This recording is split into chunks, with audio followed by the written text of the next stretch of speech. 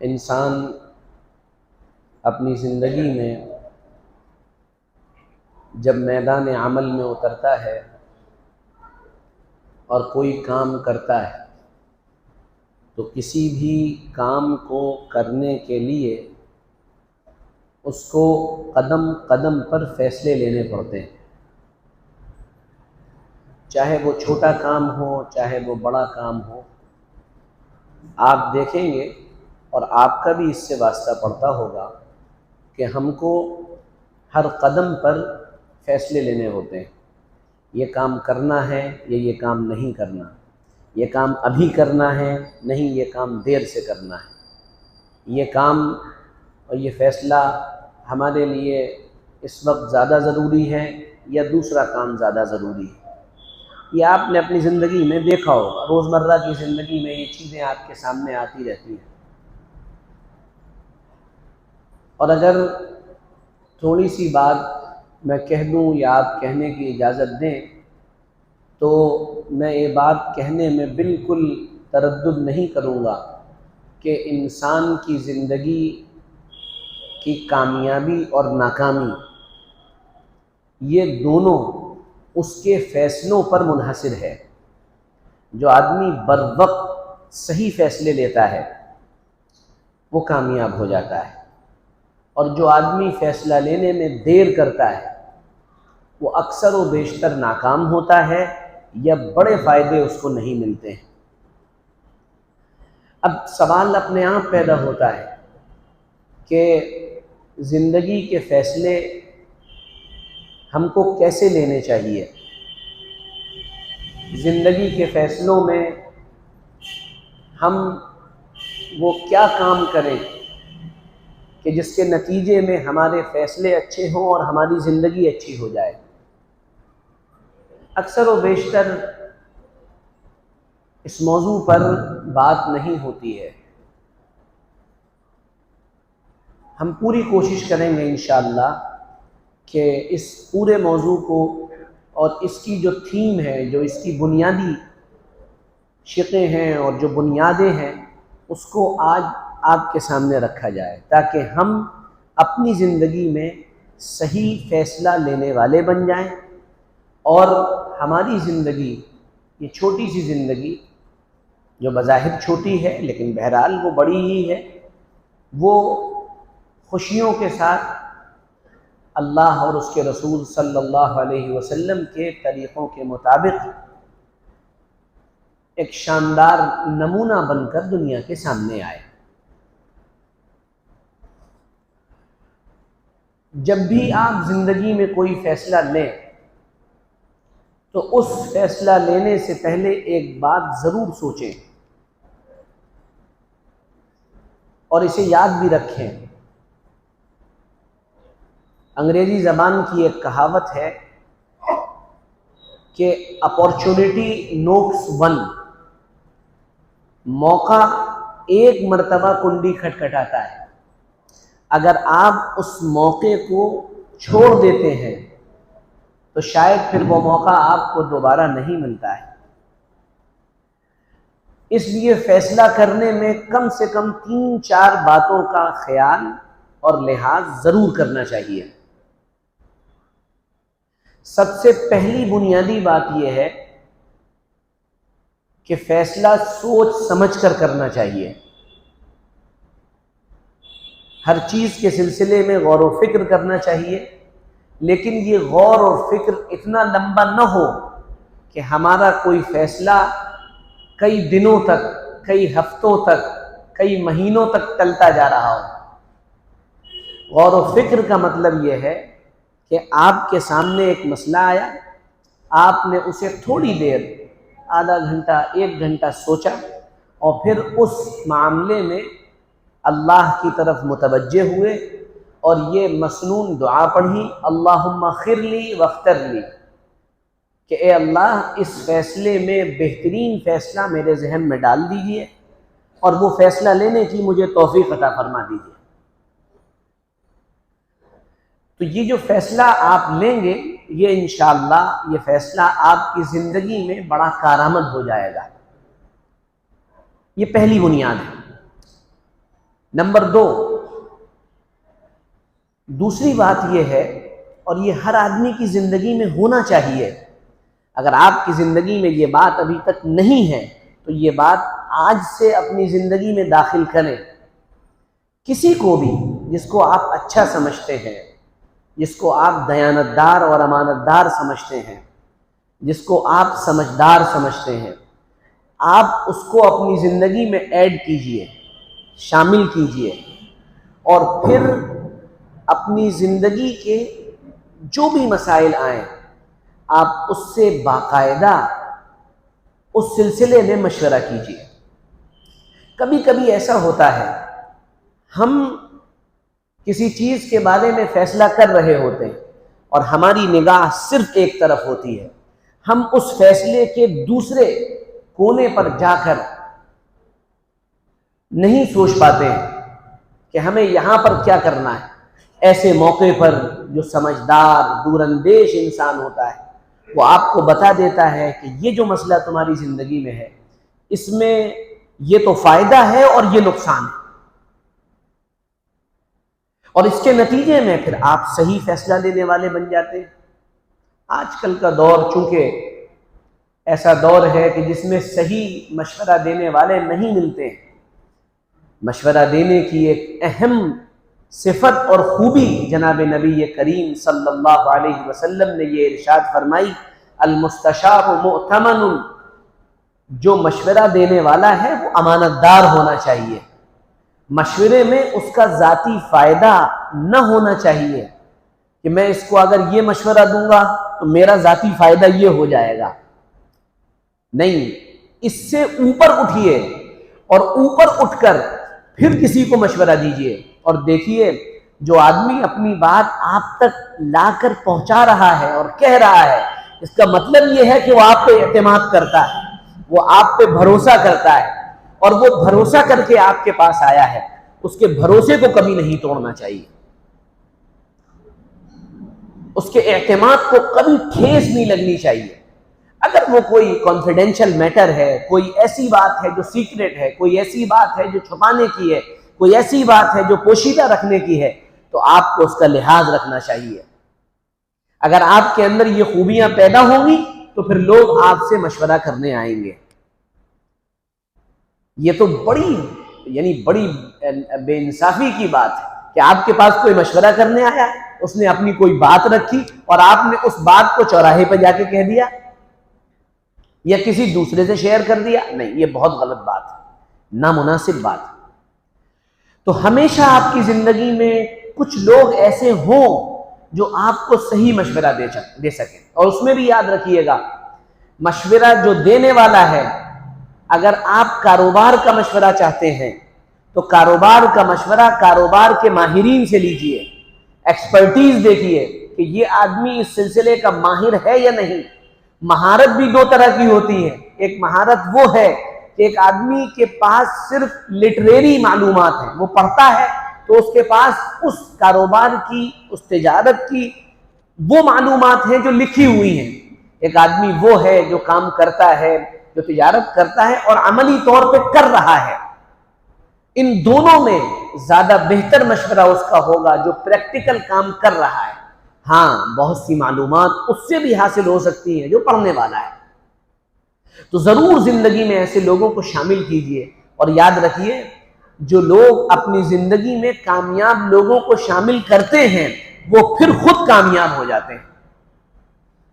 آپ صحابہ کی زندگی اٹھا کر دیکھیے، صحابہ رضوان اللہ علیہ مجمعین نے اپنی زندگی میں محمد الرسول اللہ صلی اللہ علیہ وسلم کو شامل کر لیا تھا۔ آپ دل و جان سے، گویا کہ دل اور جان اور رشتہ داری سے اوپر صحابہ کا تعلق محمد الرسول اللہ صلی اللہ علیہ وسلم سے تھا۔ وہ اپنے ہر کام میں اللہ کے نبی سے مشورہ کیا کرتے تھے، یا رسول اللہ یہ کام کر لیں یا نہ کریں۔ ہاں، کبھی کبھی ایسا ہوتا ہے، کچھ فیصلے ایسے بھی ہوتے ہیں کہ جن میں زیادہ مشورہ کرنا ضروری نہیں ہوتا ہے، ہم بھی اس میں کنفیوژن کا شکار رہتے ہیں۔ مان لیے نکاح کرنا ہے، اب نکاح میں آپ کی پسند جو ہے وہ کسی مولانا صاحب کو تو معلوم نہیں ہے نا کہ آپ کو گوری لڑکی پسند ہے، آپ کو کالی لڑکی پسند ہے، آپ کو ساؤنی لڑکی پسند ہے، یا آپ کو مالدار گھرانہ پسند ہے، یا غریب گھرانہ پسند ہے، یا درمیانہ گھرانہ پسند ہے، یا آپ جہیز کے لالچی ہیں، یا آپ کو گاڑی چاہیے، یہ تو مولانا صاحب کو نہیں معلوم۔ آپ نے آ کر پوچھا مولانا صاحب ایک لڑکی ہے بڑی غریب ہے اور لیکن بڑی شریف ہے، آپ کا کیا مشورہ ہے، میں شادی کر لوں؟ مولانا صاحب چونکہ دینی پرسپیکٹو رکھتے ہیں، ان کی سوچ دینی ہے، انہوں نے کہا ہاں بھئی یہ بڑے ثواب کی بات ہے، بڑی اچھی بات ہے، تم کسی غریب سے شادی کرو گے، اس کا گھر بساؤ گے، یہ بڑی نیک بات ہے، بڑی اچھی بات۔ آپ نے مولانا کے کہنے پہ شادی کر لی اور وہاں سے پھوٹی کوڑی آپ کو نہیں ملی، اور اس کے بعد پھر آپ اپنی بیوی کو تانے دینے لگے اور کہیں تمہارے گھر سے تو کچھ ملا ہی نہیں ہمیں۔ اور یار کیا بتائیں، مولانا نے تو پھنسوا دیا۔ تو اس میں غلطی مولانا کی نہیں ہے، اس میں غلطی آپ کی ہے۔ آپ اپنا پوری بات رکھیں، مجھے ایسی چیز پسند ہے، ایسی لڑکی پسند ہے نا، مجھے کار وغیرہ بھی چاہیے، مجھے ذرا کار نہ ملے تو مجھے کم سے کم شائن وغیرہ چاہیے، مجھے آج کل کی جو اچھی گاڑیاں چل رہی وہ چاہیے۔ اب یہ ساری پسند مولانا کے سامنے رکھتے یا کسی بھی دانشور کے سامنے رکھتے تو وہ یہ کہتا کہ بھئی تم غریب لڑکی سے مت کرو، نہیں تو تم خود بھی پریشان ہوگے، اسے بھی پریشان کرو۔ ہاں سمجھ میں آ رہی بات؟ تو زندگی میں ہمیشہ ایسے لوگ ہونے چاہیے جن سے آپ مشورہ لیں۔ ہاں کبھی کبھی میں بار بار یہ بات اس لیے کہہ رہا ہوں کہ کبھی کبھی ہم ایک چیز کو مکمل نہیں دیکھ پاتے ہیں، ہماری عقل جذبات سے مغلوب ہوتی ہے اور ہم غلط فیصلہ لے لیتے ہیں اور اس کا اثر ہماری پوری زندگی پر پڑتا ہے۔ تیسری بات جو فیصلہ لینے میں بہت اہم ہے وہ یہ ہے، فیصلہ کبھی بھی غصے میں نہیں لینا چاہیے۔ فیصلہ کبھی بھی غصے میں نہیں لینا چاہیے۔ غصے میں انسان کا دماغ وہ پراپر ورک نہیں کر رہا ہوتا ہے، وہ صحیح کام نہیں کر رہا ہوتا ہے۔ وہ غصے میں جب بھی کوئی فیصلہ لیتا ہے اکثر غلطی کر دیتا ہے۔ وہ غصے میں جب بھی کوئی قدم اٹھاتا ہے اس قدم اٹھانے میں اس سے غلطیاں ہونا طے۔ مان لیجئے، سوچئے، غور کریے کہ آپ کو ایک آدمی سے اپنے تعلقات ختم کرنے ہیں، صرف سلام دعا پر اکتفا رکھنا ہے، لیکن آپ کی کوئی ایسی لڑائی اس سے ہوئی، کوئی فیروز آباد کی زبان میں کوئی ایسا مچیٹا ہو گیا اس سے، تھوڑا سا مطلب تلخ کلامی جسے کہا جاتا ہے وہ ہو گئی، اور آپ نے اس تلخ کلامی میں یہ کہہ دیا کہ میں اب تم سے زندگی بھر کوئی تعلق نہیں رکھوں گا، یہ تو آپ نے غصے میں کہہ دیا، اور وہ تعلق توڑنا آپ کی تجارت کے لیے، خود آپ کی ذات کے لیے، خود آپ کی زندگی کے لیے، زندگی کے آگے کے مسائل کے لیے بڑا نقصان دہ۔ تو آپ نے یہ جو فیصلہ لیا غلطی میں، یہ فیصلہ بڑا خطرناک ہے اور اس کے اثرات آپ کی زندگی پر پڑیں گے۔ اکثر و بیشتر طلاق کے جو واقعات سامنے آتے ہیں اور جو لوگ مسئلے مسائل لے کر آتے ہیں وہ اپنا جو ایکسکیوز دیتے ہیں وہ یہی دیتے ہیں کہ وہ مولانا صاحب کیا بتائیں، غصہ اتنا آ گیا تھا، اتنے غصے میں اس نے مجھے پریشان کر کے رکھ دیا تھا کہ پھر میں نے غصے کو مجھ سے برداشت نہیں ہوا اور میں نے بنا برداشت کیے پھر اسے 3 طلاق دے دی۔